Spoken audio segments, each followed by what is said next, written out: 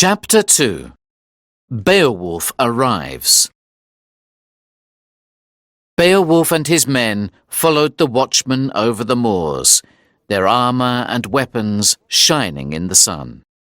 The watchmen left the Geats outside Herut Hall, where some Danish warriors welcomed them, and went back to the coast. The Geat warriors were amazed by the size of Herut Hall and by its precious decorations, and the Danes were amazed by the size of Beowulf. None of them had ever seen a man bigger than him.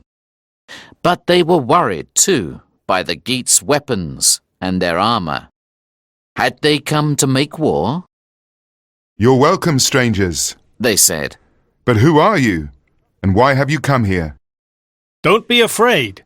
We've come to help you, not to fight you," Beowulf replied. "My name is Beowulf. I am a Geat. Please take me to King Hrothgar." "Very well," said one of the Danes. "I will go and tell Hrothgar you are here. But please leave all your weapons here, against the wall." When Hrothgar heard about the visitors, he recognized the name and smiled to himself. His first smile in years. "Beowulf," he thought. "Beowulf the Geat. I knew him when he was a little boy. His father, Ecgtheow, came here for help once years ago when we were both young men. He had killed a man, and there was a feud. I sent treasure to the dead man's family, and that stopped the feud. Perhaps his son has come to pay me back the favour. I've heard stories about him.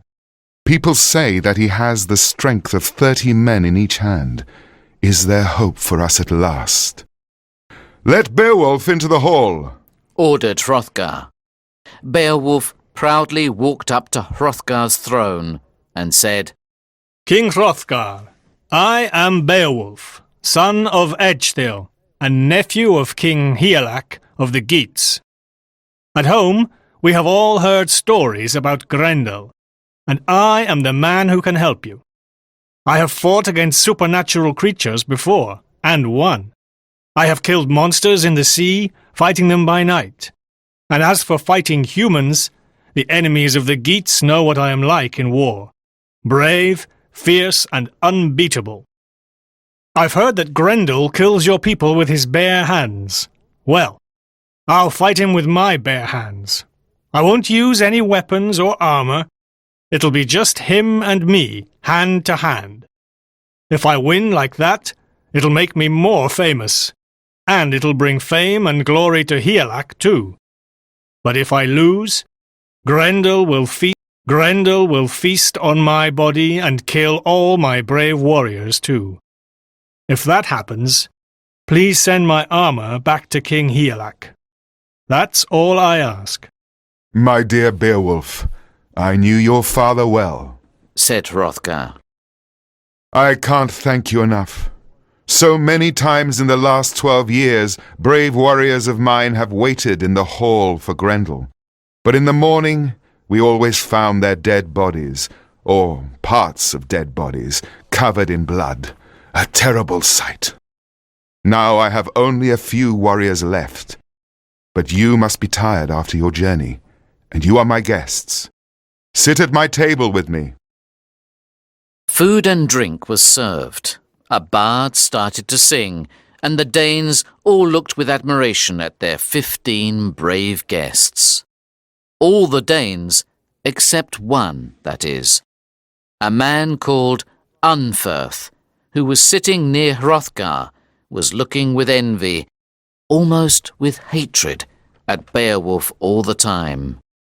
Eventually, he couldn't remain silent any longer. "Are you the same Beowulf who had a swimming contest with Breca? I've heard of that. It was stupid. You just wanted to beat Breca, even though everyone told you it was dangerous.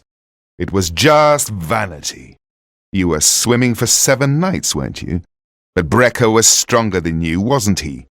He reached land first one morning and proved he was the better swimmer. It'll be the same with Grendel. No one has lasted a whole night against that demon." It was silent in the hall now, and everyone was looking at Beowulf and Unferth. Slowly, Beowulf smiled at Unferth.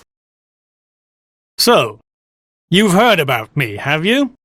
Well, I've heard about you too. Your name is Unferth, isn't it? Let me tell everyone here what really happened. Breka and I were good friends. We were young and we had been drinking a lot. Like you have tonight, Unferth, it seems. And we challenged each other like we always used to. Both of us swam with a sword and armor to protect ourselves from sea monsters. We swam for 5 days in the terrible cold, side by side, until the wind separated us.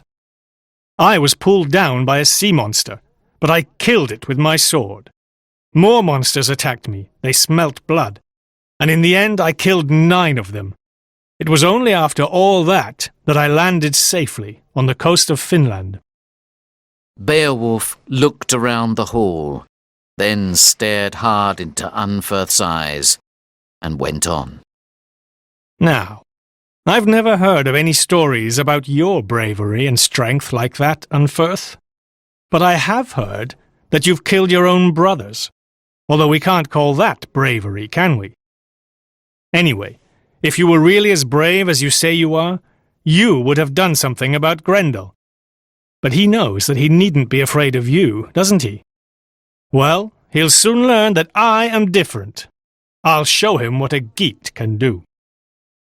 Beowulf turned away and looked at Hrothgar, who smiled and nodded at him, and soon everyone was talking and laughing again.